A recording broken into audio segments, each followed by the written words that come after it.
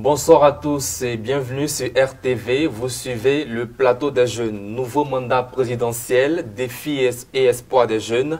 C'est le thème de ce premier numéro du plateau des jeunes qui a pour invité Madame Audrey Delaclé à ma droite.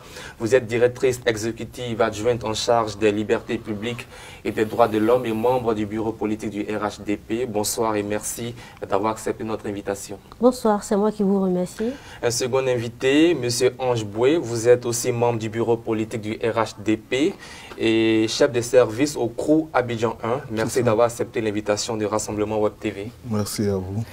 Être jeune aujourd'hui en Côte d'Ivoire, qu'est-ce que ça représente en termes d'opportunités et des valeurs? La question du chômage des jeunes, que peuvent attendre les jeunes des initiatives du président d'ici à 2025? Voici autant de questions qui seront abordées au cours de cette émission. Tout d'abord, pour commencer, Madame Audrey Delaclé, c'est quoi être jeune aujourd'hui en Côte d'Ivoire? Être jeune aujourd'hui en Côte d'Ivoire, c'est représenter la frange la plus importante de la population ivoirienne parce que 77% de la population ivoirienne a moins de 35 ans. Être jeune en Côte d'Ivoire, c'est être le pilier de l'économie nationale. C'est aussi faire face à des défis d'employabilité parce que la majorité de cette jeunesse-là ne travaille pas aujourd'hui. Toutefois, il faut noter beaucoup d'efforts qui ont été faits par le gouvernement à travers le ministère de la promotion de la jeunesse et de l'emploi des jeunes. C'est vrai qu'il y a encore beaucoup à faire, mais bon, cela n'éteignit en rien tout le travail remarquable qui est fait par le ministre Madou Touré dans ce sens.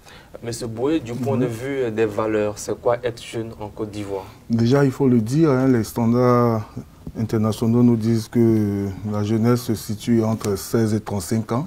Et vous comprendrez aisément que c'est dans cette partie-là de la vie d'un homme qu'il attend beaucoup et il se doit aussi de donner beaucoup. Donc être jeune, on pourrait dire, c'est être atteindre le moment le plus important de sa vie. Maintenant, vous posez la question de savoir, du point de vue des valeurs. Du point de vue des valeurs, aujourd'hui, il nous faut regarder de beaucoup plus près la situation pour savoir que les jeunes aujourd'hui en Côte d'Ivoire ont quelques difficultés, hein, il faut le reconnaître, mais il faut aussi le savoir.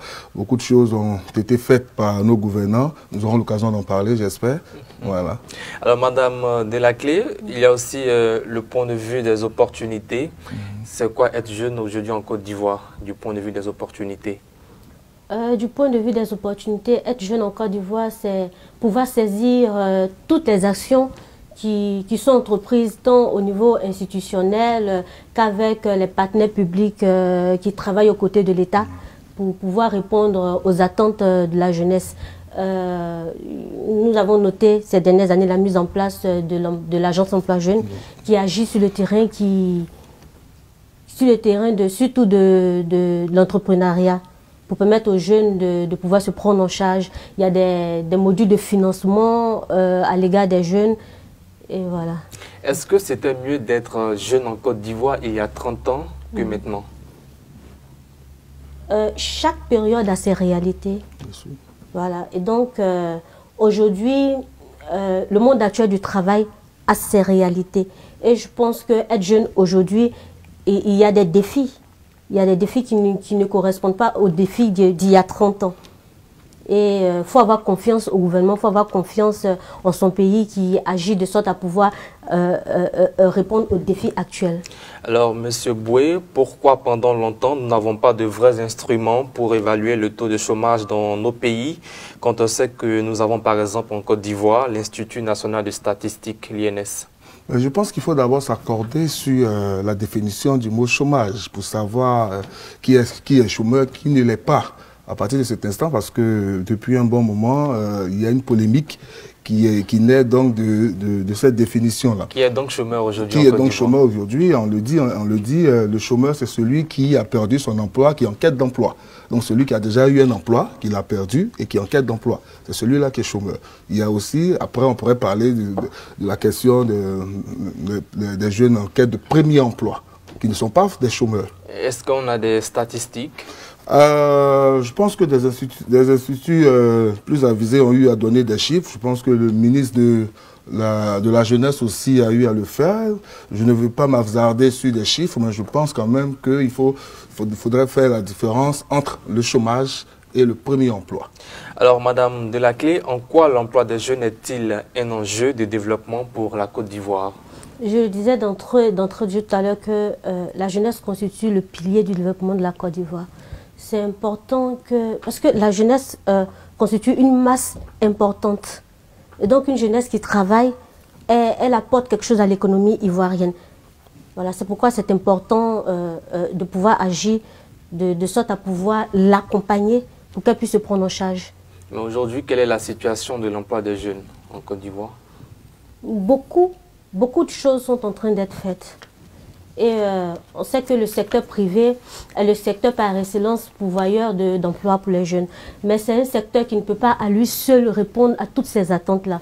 C'est pourquoi aujourd'hui l'État est en train de miser beaucoup plus sur la culture entrepreneuriale. Et comme on le disait, l'agence emploi jeunes, qui est une structure du gouvernement, et puis bien d'autres structures encore sont en train de travailler de sorte à pouvoir financer les projets des jeunes. Le président Ouattara est réélu pour un nouveau quinquennat jusqu'en 2025, malgré les efforts du gouvernement pour améliorer les conditions de vie des jeunes et leur bien-être social. Nombreux sont les défis qui restent à relever et répondre aux préoccupations des jeunes qui représentent près de 77% de la population ivoirienne.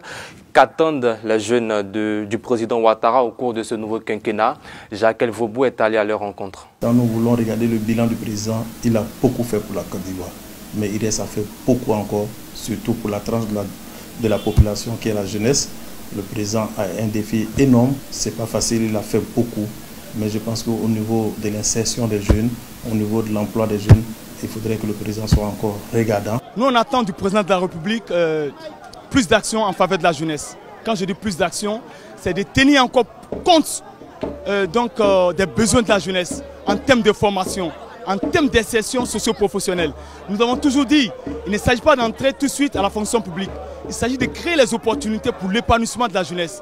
Nous le savons aujourd'hui, la jeunesse est suffisamment formée et n'attend que les moyens pour son épanouissement. Il y a les secteurs d'activité sur lesquels nous devons nous baser pour pouvoir faire évoluer la Côte d'Ivoire. Voilà, comme le domaine du sport ou bien la culture générale. Si on développe les activités sportives au niveau des étudiants ou bien des élèves, pareil à les jeunes qui sont les comptés reculés, mais qui n'ont pas l'opportunité ou bien qui n'ont pas forcément la connaissance au niveau intellectuel ou au niveau scolaire. Mais ceux-là, comment ils font pour se développer? Parce que la Côte d'Ivoire, ce n'est pas centré sur un seul domaine ou bien sur une administration bien précise. Voilà, mais le développement doit être réparti, il doit toucher tous les secteurs d'activité ou bien les domaines d'activité. Ce que moi j'aimerais que le président fasse pour nous étant jeunes, qu'il y ait un peu plus d'encadrement concernant nos jeunes aujourd'hui, nous que nous voyons aujourd'hui, parce que plusieurs se laissent aller en fait, comment dirais-je, au tard de la société et tout. Il y a trop de choses qui se passent pendant les élections au niveau des jeunes. Donc en cela, le président doit revoir sa politique. Le président doit donner une meilleure qualité de formation aux jeunes. Parce que aujourd'hui, bon, nos universités sont un peu délaissées. Mais pour le travail qu'il a déjà fourni à ce niveau-là, je lui dis grand merci. Les jeunes ont de nombreuses attentes. Est-ce qu'aujourd'hui en Côte d'Ivoire, il existe une approche originale pour résorber la question du chômage? Oui, vous me permettrez, avant de répondre à votre question, de dire ceci. Pour pouvoir apprécier ce qui a été fait par nos gouvernants, il faudrait revenir 20 ans, 30 ans en arrière pour connaître la situation de la jeunesse en ce moment-là. Vous savez que notre pays, depuis les années 90, a connu une crise économique aiguë qui n'a pas facilité les choses. Et puis, il y a une situation de crise, notamment la guerre de 2002 qui a créé un climat, je dirais un climat de méfiance qui n'a pas véritablement facilité les choses à la jeunesse. Alors, ce que je peux dire, de 2011 à 2020, force est de reconnaître que le président de la République a eu à investir énormément pour la jeunesse. On pourrait citer pêle-mêle la création du CPC, la création du CPC qui a facilité la création d'entreprises pour les jeunes. Aujourd'hui, beaucoup de jeunes se prennent en charge. Aujourd'hui, nous sommes passés, nous avons essayé d'alléger les dossiers à fournir pour les jeunes afin de pouvoir créer leurs entreprises. Mais on ne peut pas tout de suite ressentir ce qui est fait parce que, comme je le disais tantôt, 30 ans en avant, il y avait un énorme besoin. Vous comprenez, les jeunes, la demande était forte parce que des investissements conséquents n'ont pas été faits en faveur de la jeunesse. Donc tout ce qui est en train d'être fait aujourd'hui par le président de la République, on a le sentiment qu'on ne perçoit pas, mais parce que nous sommes en train de rattraper un retard. Vous comprenez, il y a 10 ans de cela, des jeunes de Côte d'Ivoire avaient complètement bloqué leur évolution parce que rien n'avait été fait. Il n'y avait pas d'investissement pour les jeunes. Le président de la République, quand il sort du Golf Hotel, le premier investissement qu'il fait, c'est la réhabilitation des universités. J'en parle parce que je travaille à l'université de Cocody, donc je peux vous dire que déjà, le fait d'investir dans les universités, c'était un signal fort que le président de la République donnait aux populations, aux jeunes que nous sommes. Parce que vous n'êtes pas sans ignorer que l'éducation a été placée au cœur du mandat du président de la République. Alors, des écoles ont été construites, des instituts de formation ont été construits, mais il faut reconnaître aujourd'hui, il faut reconnaître qu'il y a encore beaucoup à faire. Voilà, nous avons suivi ensemble l'élément, beaucoup de jeunes encore attendent du président de la République. Madame Audrey, la Côte d'Ivoire a-t-elle une approche originale pour résorber la question du chômage? Est-ce que vous avez quelque chose à ajouter? Je pense que le gouvernement ivoirien est à féliciter. Nous avons des départements ministériels qui ne sont pas loin de la jeunesse. La preuve, c'est que déjà le 18 août 2020, il y a eu un cas d'échange qui a été instauré lors de la semaine nationale de la jeunesse, je pense. Et durant ce cas d'échange-là, des ministres sont venus écouter la jeunesse, s'imprégner de leur réalité pour pouvoir répondre au mieux à leurs besoins. Voilà, c'est pas des décisions qui sont prises au niveau gouvernemental, qui soient détachées de ce qui se passe dans la vie réelle des jeunes. Et je donne l'exemple, par exemple, du secrétariat d'État en charge de la formation professionnelle et de l'enseignement technique, le ministre Brice Kwasi. Il y a des mesures qui sont prises pour aider la jeunesse. Il y a des unités mobiles qui existent, qui vont vers les populations reculées qui ne peuvent pas venir vers la ville pour se faire former, pour leur permettre d'avoir accès facilement à la formation professionnelle. Et il y a beaucoup de choses qui sont faites, comme je le disais, beaucoup de choses. Et le gouvernement est à féliciter. Il revient aux jeunes de s'approprier tout ce qui est fait par le gouvernement. Il ne faut pas se mettre à l'écart. Il faut venir à l'information, s'informer et puis s'approprier ce qui est fait pour pouvoir bénéficier au mieux de tous les efforts qui sont fournis. Vous, personnellement, quel bilan dressez-vous en termes de formation des jeunes en Côte d'Ivoire de 2011 jusqu'à 2020? J'ai un regard positif, un regard optimiste. Le bilan est positif. Je pense, regarde tout ce que j'ai énuméré tout à l'heure, le bilan est positif. Monsieur Boué, oui. Quel bilan dressez-vous en termes d'insertion professionnelle des jeunes? Oui, comme l'a dit tantôt ma collègue, le bilan est positif. Au-delà de ça, ce qu'il faut comprendre, c'est que nous avons aujourd'hui un cadre formel qui est mis sur pied par le gouvernement, par l'entremise du ministère de la Jeunesse. Le ministre Mamadou Touré fait énormément et comme elle a dit, il faut que les jeunes de Côte d'Ivoire s'approprient. Parce qu'on a le sentiment que des jeunes restent chez eux à la maison et attendent que l'État de Côte d'Ivoire arrive dans leur salon. Vous avez aujourd'hui l'emploi jeune qui s'est délocalisé, qui se retrouve aujourd'hui dans différents quartiers et autres. Il faut venir à l'information. Vous avez parlé tantôt de bilan. Moi, je pense, avant de parler de bilan, il faut d'abord se poser la question de savoir est-ce que la formation qui est donnée à nos jeunes correspond aux besoins de l'emploi aujourd'hui? Je pense qu'il y a eu un séminaire gouvernemental dans ce sens-là qui devait réfléchir sur l'adéquation formation et emploi. Parce qu'aujourd'hui, beaucoup de jeunes sont formés, ils sortent avec des BTS, ils sortent avec un certain nombre de diplômes, mais est-ce que cela répond réellement aux besoins de l'emploi? C'est là où se situe le souci. Au-delà de cela, on pourra aussi essayer de pousser la réflexion sur la question de l'entrepreneuriat, comment accompagner davantage avec ce qui est fait déjà par le ministère de la Jeunesse et de l'Emploi, notamment le financement des projets jeunes. Il faut réfléchir à comment accompagner davantage les jeunes, parce que vous êtes sans ignorer que aujourd'hui, quel que soit ce que le gouvernement fait, je l'ai dit tantôt, on n'arrive pas à percevoir. Mais on n'arrive pas à percevoir parce que nous venons de loin, nous étions dans un gouffre et nous sortons du gouffre. Et ce n'est pas toujours évident quand on sort d'un gouffre de voir qu'il y a des choses qui ont été faites. Et c'est pour ça que je demande aux jeunes de s'approprier ce qui est fait, de se rapprocher des institutions, du gouvernement et autres, et puis aller à l'information. Mais qu'est-ce que le gouvernement prévoit faire concrètement à propos de l'inadéquation entre la formation et l'emploi? Ouais, je pense que le secrétaire d'État Brice Kouassi a déjà pris à bras le corps cette question-là. Il a commencé, je ne veux pas m'hasarder, je ne suis pas de son ministère, mais je pense que des séminaires sont organisés afin de réfléchir sur la question. Je pense qu'il y a une réforme même qui est envisagée au niveau de l'enseignement technique, même de l'enseignement supérieur, au niveau des BTS, pour essayer de supprimer certains BTS, pour essayer de regrouper des formations. Parce qu'en fait, il ne faut pas former pour former, il faut former pour pouvoir présenter au marché de l'emploi. Si vous formez quelqu'un, je dis n'importe quoi, vous formez quelqu'un pour la construction, pendant que le milieu de l'emploi n'en a pas besoin, mais vous êtes en train de former sans emploi. Madame, vous avez quelque chose à ajouter? C'est peut-être pour appuyer ce qu'il a dit concernant les réformes qui ont été prises par le secrétariat d'État en charge de la formation professionnelle de l'enseignement technique.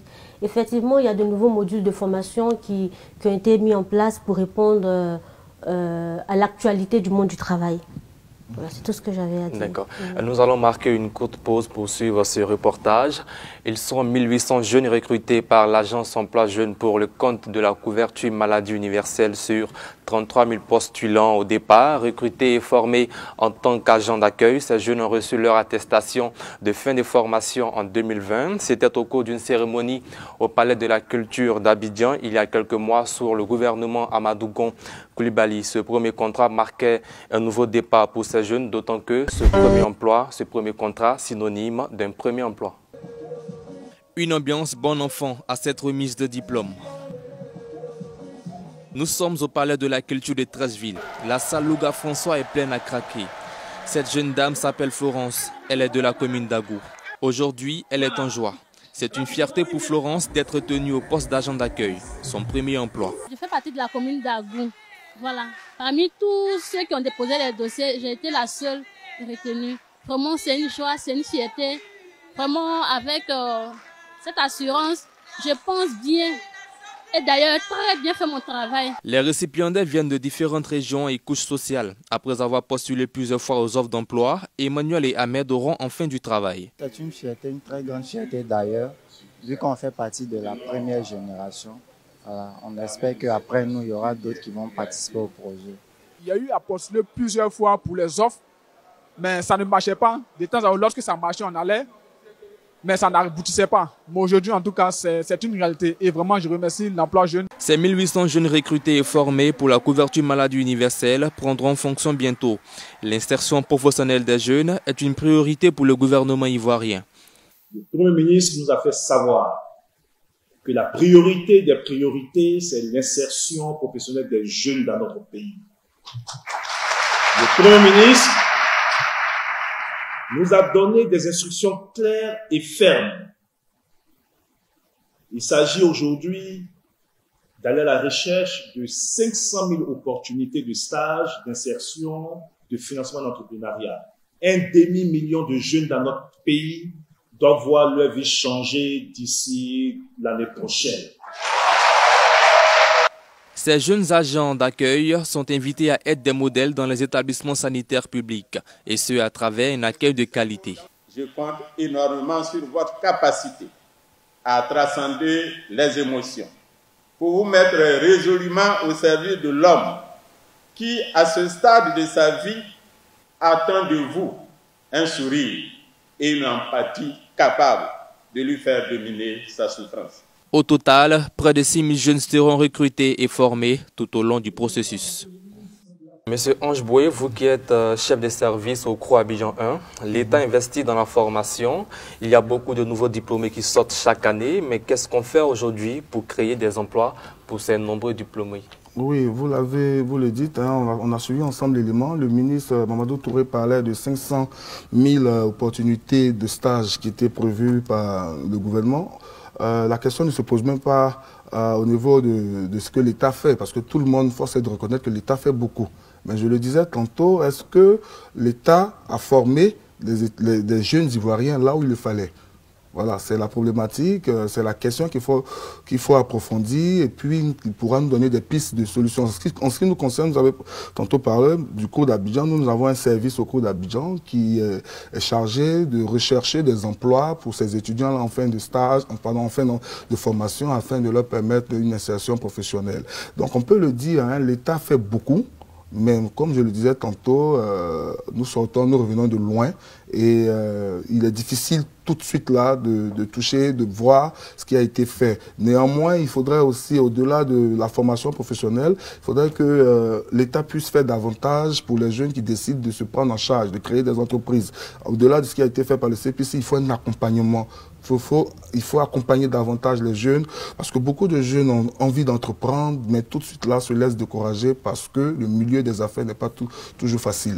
Donc, il faut vraiment que l'État puisse les accompagner dans ce sens. Madame Delaclé, est-ce que le président Ouattara fera mieux que lors de ses précédents mandats pour les jeunes? Le président Ouattara a toujours fait mieux, il a toujours fait bien. Et je pense que, comme je le disais tout à l'heure, il faut garder un regard optimiste, hein, parce que la jeunesse reste au centre des préoccupations de l'action gouvernementale. Et ce mandat-là, ce mandat du président Ouattara est le mandat des jeunes, pour les jeunes, avec les jeunes. Alors, on a toujours l'impression que lorsqu'on voit un jeune faire la formation professionnelle, on pense tout de suite que cette personne a échoué à l'enseignement général. Que propose donc le gouvernement pour la formation professionnelle des jeunes au cours de ce nouveau quinquennat? Il faut un changement de mentalité. En fait, ce que beaucoup de personnes ne comprennent pas, c'est que la formation professionnelle est la clé, la bonne réponse au problème du chômage aujourd'hui. Parce qu'avec la formation professionnelle, les jeunes apprennent un métier. Et c'est sur la base de ce métier qu'ils ont appris là, qu'on va peut-être leur inculquer la culture entrepreneuriale, leur dire, vous avez appris un métier, vous savez faire quelque chose aujourd'hui. Nous, on vient financer vos projets, vous permettre d'être vos propres patrons. Voilà. Il faut un changement de mentalité pour comprendre que la formation professionnelle et l'entrepreneuriat sont aujourd'hui les bonnes réponses à donner au problème du chômage en Côte d'Ivoire. Monsieur Boué, vous qui êtes membre du bureau politique du RHDP, est-ce que vous pouvez nous dire ce que le président Ouattara fera pour les jeunes au cours de ces 5 années? Alors moi je dirais que ça sera le mandat de l'apothéose. Hein. Le président Ouattara de 2011 à 2020 a fini de prouver aux yeux du monde entier ce qu'il était capable d'apporter en termes de qualité de vie à ses concitoyens. Mais qu'est-ce qu'il fera concrètement pour les jeunes? Ben oui, beaucoup a été fait depuis bientôt 10 ans. On dira qu'il nous reste à peu près, il nous reste moins à faire qu'au début. Donc je peux vous rassurer que le président qui a pris l'entièreté de son mandat sait déjà, connaît la situation des jeunes et il apporte, comme dans son habitude, des solutions. Je peux donc vous rassurer qu'au niveau du rassemblement des ouvriers pour la démocratie et la paix, nous sommes tranquilles parce que nous savons que nous avons le meilleur capitaine à bord du bateau, donc nous ne nous inquiétons pas. Pour la question des jeunes, le président de la République a toujours répondu présent. Chaque fois que nous avions posé des préoccupations pour la jeunesse, il a toujours répondu présent. Et il n'y a pas de raison qu'il ne le fasse pas pour ce mandat-là. Madame Delaclé, que fera le président Ouattara pour les jeunes au cours de ce nouveau mandat? Il s'agira de continuer à multiplier les actions dans le sens de financer les projets des jeunes, engager des spécialistes pour renforcer la formation des jeunes et voilà, et puis former les jeunes à la culture du civisme, puis aux valeurs républicaines. Est-ce que, comme en 2010, est-ce qu'on peut avoir une orientation précise du nombre d'emplois qui sera créé jusqu'à 2025? Bon, je n'aime pas m'aventurer sur les chiffres, mais je sais, vous savez aussi mieux que moi que de 2011 à 2020, c'est un peu plus de 2 millions d'emplois qui ont été créés. Je ne sais pas exactement quels sont les chiffres, mais ce que je peux dire, c'est que le président de la République est à la manœuvre. Le président de la République est à la tâche et jour et nuit, il donne le meilleur de lui-même comme il a toujours fait. Il est conscient de ce que beaucoup a été fait, mais il reste encore à faire. Il en est conscient et il le disait tantôt hier en conseil des ministres, il demandait à son gouvernement, il en était fier, mais il demandait à son gouvernement d'aller encore plus loin. Parce que les attentes des jeunes sont énormes. On ne finira jamais avec les attentes des jeunes parce que vous l'avez dit, c'est 77% de la population. Ce n'est pas rien. C'est la plus importante frange de la population et elle a des attentes et non des moindres. Il faut donc aller davantage, travailler davantage. Et comme le travail, c'est ce que le président de la République sait faire, nous sommes en droit d'espérer que d'ici 2025, nous aurons réglé à 80% le problème des jeunes en Côte d'Ivoire. Nous sommes pratiquement vers la fin de l'émission. Une dernière question pour terminer. À l'ouverture des guichets emploi jeunes, il n'y avait pas d'engouement dans les guichets. À quoi cela était-il? Quelle était la raison? Je pense qu'il devait y avoir certainement un déficit d'information, un déficit de communication. Les jeunes n'avaient pas, dès le début de cette aventure, n'avaient pas perçu, n'avaient pas l'information juste. Nous avons essayé avec le temps de faire passer l'information et aujourd'hui, vous pouvez vous rendre dans tous les guichets, c'est rempli, les jeunes prennent d'assaut tous les matins, tous les guichets uniques afin de pouvoir proposer, demander l'appui du gouvernement. Donc c'était juste une question d'information, de communication. Madame Delaclé, pourquoi certains jeunes ne saisissent pas les opportunités offertes par le ministère de la Jeunesse à travers les guichets emploi jeunes? Comme il le disait tout à l'heure, M. Boué, cela relève d'un souci de communication. Il faut dire aussi que nous sommes jeunes, on va utiliser les thèmes jeunes, les thèmes la jeunesse. Les jeunes étaient craintifs. Ils se disaient, mais est-ce que ça c'est vrai? On va aller présenter nos projets, ils vont nous financer, nous donner 1 million. Ça là, est-ce que c'est la réalité? Ils avaient peur. Ils avaient peur. Mais avec, bon, vous savez, tout ce qui est question d'argent, tout ce qui est question de financement, ça induit des craintes à un certain niveau. Mais avec l'information, et puis aujourd'hui, le guichet emploi jeune est représenté sur presque la totalité du territoire national. Les conseillers emploi jeunes vont sur le terrain, expliquer les choses aux jeunes. Voilà, c'est ce qu'ils devaient faire peut-être au début. Ce qui fait qu'aujourd'hui, les jeunes sont beaucoup plus intéressés par la question et vont se faire enrôler pour pouvoir bénéficier des atouts qu'offre l'agence emploi jeune. Merci, c'est la fin de ce numéro du plateau des jeunes qui a eu pour thème, je rappelle, nouveau mandat présidentiel, défis et espoirs des jeunes. Merci à Mme Audrey Delaclé, je rappelle, directrice exécutive adjointe en charge des libertés publiques et des droits de l'homme, membre du bureau politique du RHDP. Merci d'être passé sur notre plateau. Merci à vous également, M. Ange Boué, membre du bureau politique également et chef de service au CROU Abidjan 1. Merci à vous également d'être de plus en plus nombreux à suivre RTV.